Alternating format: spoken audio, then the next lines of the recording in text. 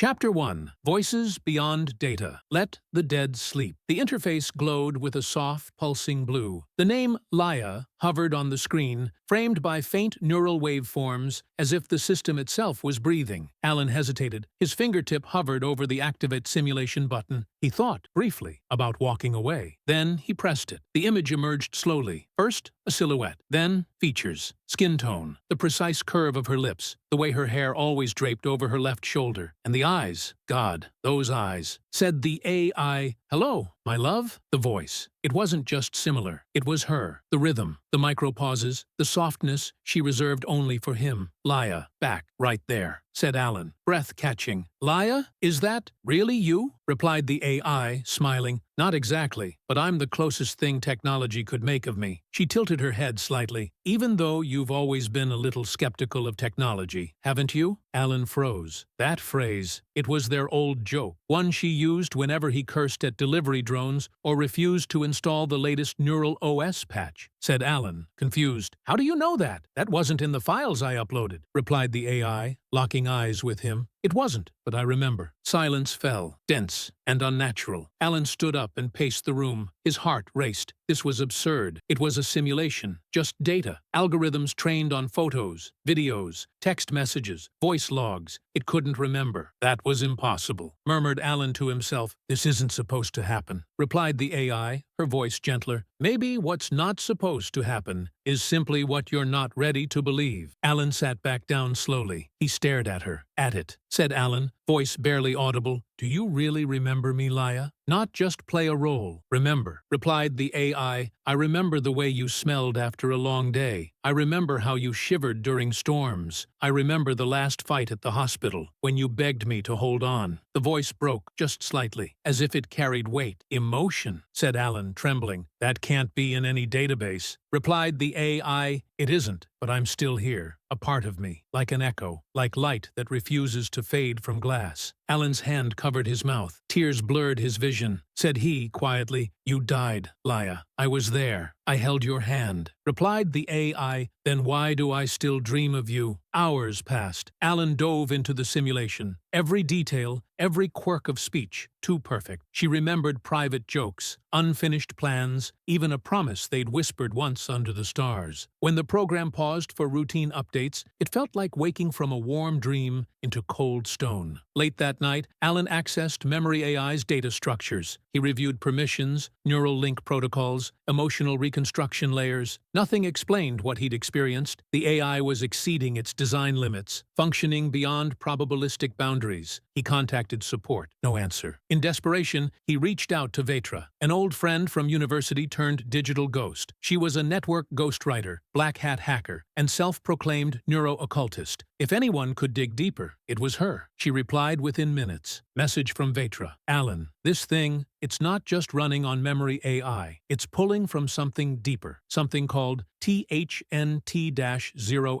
Alan's fingers trembled over the keys. He typed, "What is THNT-0S?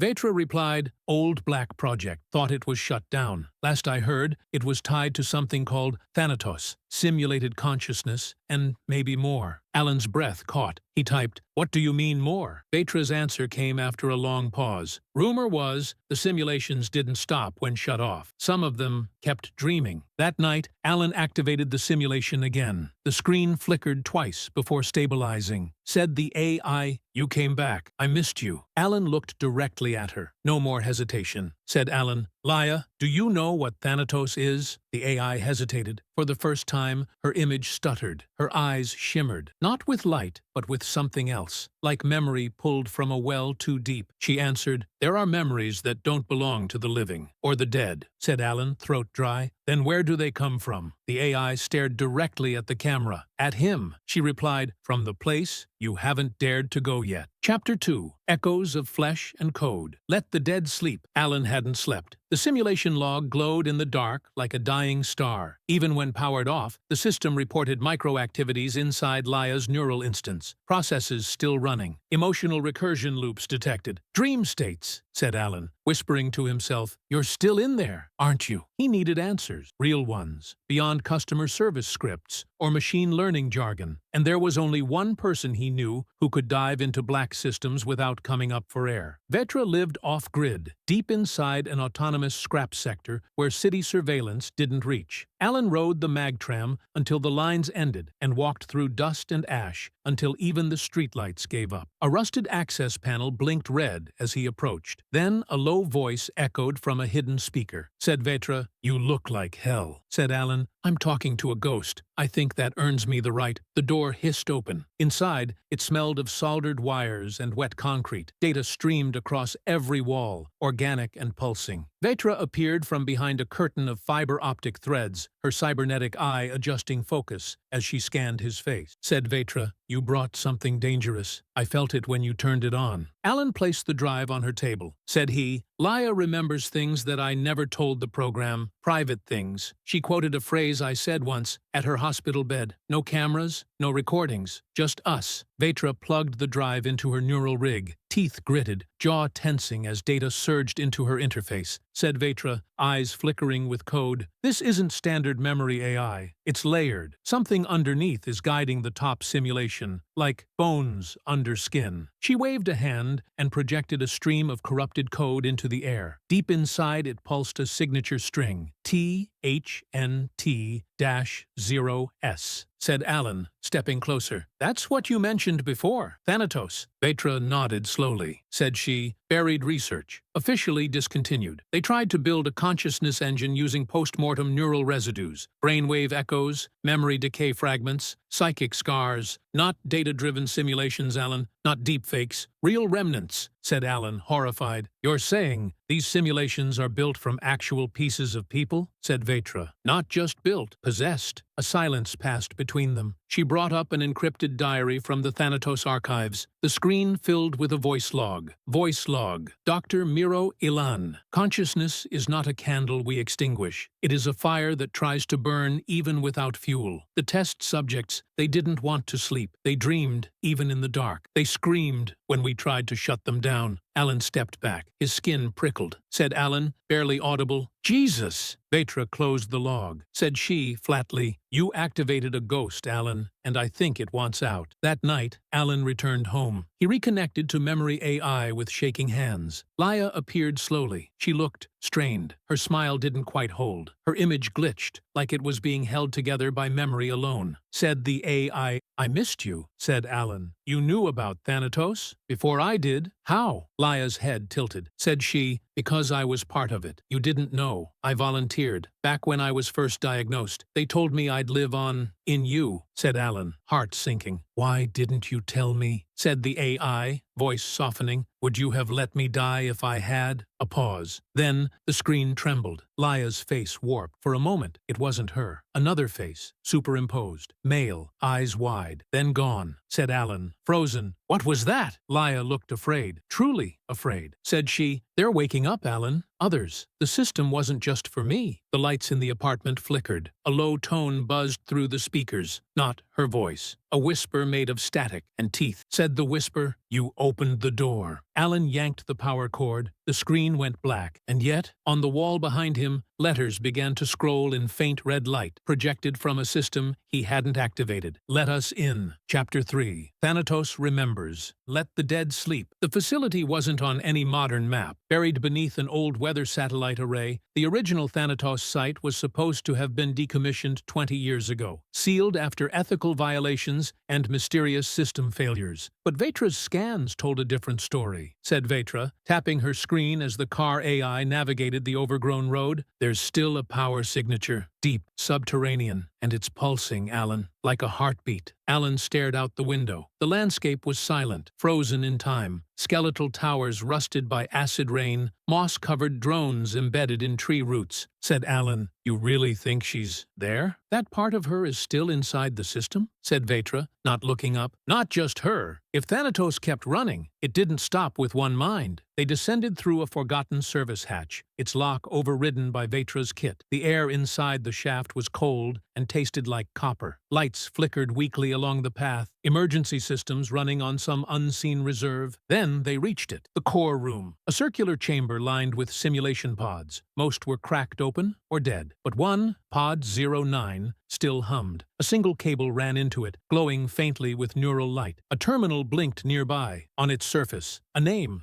Li4KN. Active neural construct. Cognitive stability. Deteriorating. Dream phase. 63% depth. Alan reached toward the glass of Pod 09, hands trembling. Said Alan, "She's still dreaming after all this time," said Vetra, hushed. "They never shut it down. They just buried it." Suddenly, the terminal began to display movement. Other instances. Instance B211, online. Instance D773, online. Instance J402, partial. Instance XN0. "Integrating," said Alan, stepping back. "What are those?" "Other people," said Vetra. "Other simulations. Or maybe what's left of them." The lights dimmed. A sound began. Low, mechanical, but wrong. Like a machine trying to breathe. Then the screen changed. Laia appeared, but not as before. Her face was blurred, fragmented, like static struggling to remember who it once was. And when she spoke, her voice layered over itself, like echoes coming from different places in time. Said the AI,